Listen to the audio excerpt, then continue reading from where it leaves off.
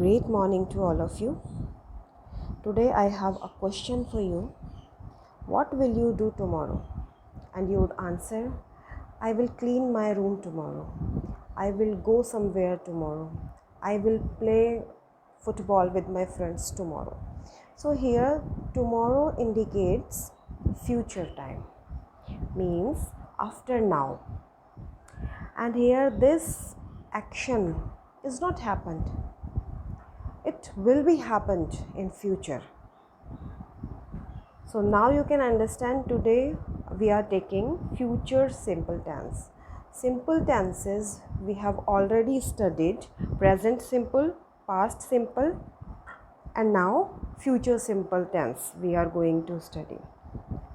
So as you know, simple tenses tell us simply about some event, some facts and habits. They don't tell us that whether an action is completed or it's going on or it's not completed. Okay, so these tenses, simple tenses, tell us about events, habits and facts. First of all, the sentence structure of the tense. Just consider these sentences. I shall meet him later. You will come. It will rain tomorrow. She will be late. He will help us later. We shall get married in September. They will cook dinner. And these are contracted form: I shall, I'll, you'll, it'll, she'll, he'll, will, they'll. So the set structure of this tense is, first of all, subject, then will or shall. Will or shall is the helping verb for this tense, and we use the first form of verb here, then object, and then time point. Here I is subject, shall helping verb, meet here verb, him object, and later is the time point. Here tomorrow is the time point indicating the future. Late is a time point here. September is a time point. Okay, so this sentence structure is for positive sentences or affirmative sentences. And now the subject verb agreement. Subject verb agreement, you are to remember only one thing, that we use in general conditions, we use shall for I or we and will for other subjects, other pronouns. I'm repeating that you are to remember one thing. We have to use shall for I and we, and will for all other pronouns. Okay, but when there is a sense of determination, threat or promise in a sentence, then we will do just opposite of this. Means we will use will for I and we and shall for others. For example, I will go there whatever happens. In this sentence there is a feeling of determination. I will go there whatever happens, means this is confirmed, this is determined. So we use I will. In second sentence, we will not let you go. We will not let you go. It shows willingness or determination here. So we use will with we. I will try to get him a good job. This is a promise. A sense of promise is here. I will try to get him a good job. So that we use will with I. I will teach you a lesson. Here this is a threatening. I will kill you. I will see you. I will teach you a lesson. So in these type of sentences there is a sense of threatening. Then we use will with I or we. Last sentence, all right, I will come with you. This shows willingness. So we use will. Here one thing is to be mentioned, that nowadays shall is rarely used.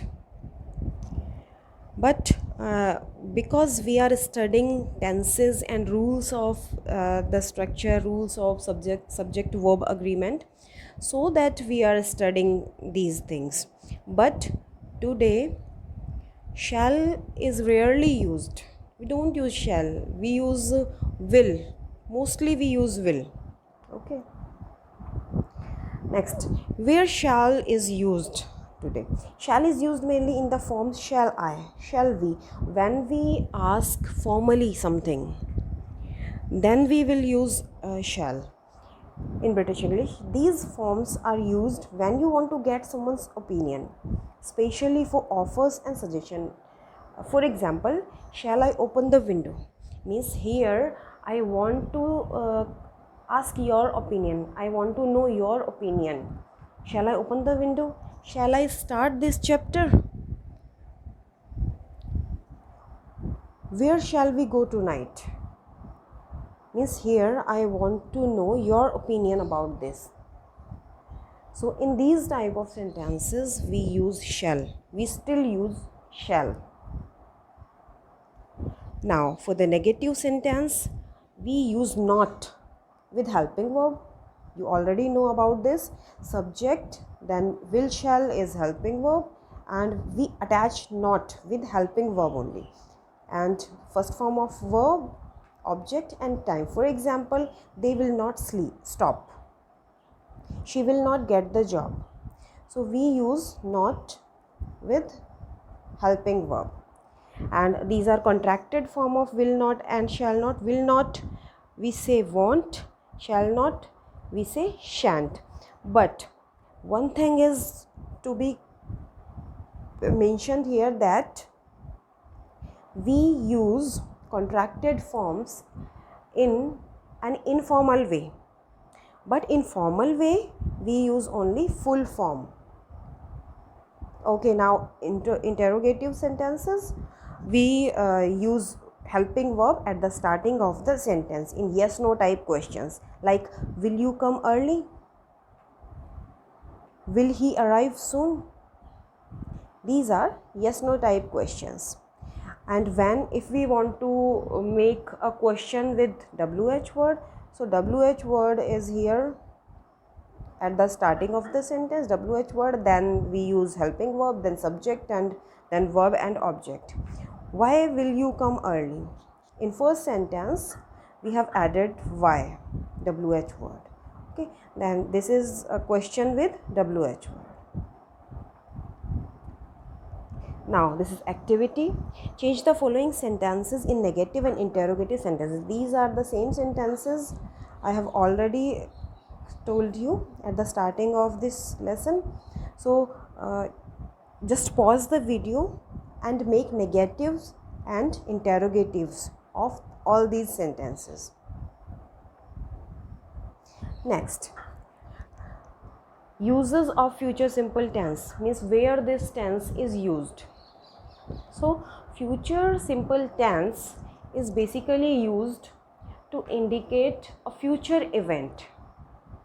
Okay, so first of all, future predictions or future events. Secondly, this is used for promises, requests, refusals and offers. Thirdly, this is used in first conditional sentences, means in combination of present simple. When I told you about present simple tense, there we have studied about these type of sentences. First conditional, first of all, future predictions, means when we are talking about some future events or some future plans, then we will use future simple, like the sun will rise at 7 a.m. means in future, means suppose we are talking about tomorrow or 2 days after, the sun will rise at 7 a.m. This is future prediction. We don't know, this is not a real thing. We don't know what will be happened in future, but this is a prediction. I think the conservatives will win the next election, and we can take other events like we will go Jaipur tomorrow. We will go to Jaipur tomorrow. Okay, so in this way we can take so many examples, so many verbs. Second use is promises. When we have to make some promise, some request, some offer, then we will use future simple tense, means then we will use will or shall. I will help you with your homework. This is a promise. Okay. Will you give me a hand? Means this is a request. Will you do me a favor? Will you give me your notebook? So this is a request. We use will here. I won't go. This is a refuser. We refuse something. I won't go means I will not go. I will not do this. I will not give you my notebook. So these are refusals, requests, promises, offers. Now these are first conditional sentences. In these sentences, there is a combination of present simple and future simple. In first sentence, if it doesn't rain, we'll go to the park. In first clause, there is present simple tense, and in the second clause, there is future simple tense. I have already told you about these type of sentences. If you work hard, you will get good marks. The next sentence, let's arrive early. That will give us time to relax. In first sentence there is present simple tense, and the second is the result of the previous sentence. So there is future simple tense in second sentence. So these are conditional sentences. Now practice time. First is the doctor blank with you in a moment. Here you have to use the form of be. So the answer is the doctor will be with you in a moment. It's late. I think I blank take a taxi. I will take a taxi because I am take is not a form. I took a taxi. It's late. I took a taxi. It makes no sense. I don't take a taxi. It makes no sense. So I will take a taxi because it's late. These are some practices you have to do. You have to use future simple tense in all these sentences, and if you have any problem, you write me in comments and you ask me, you call me,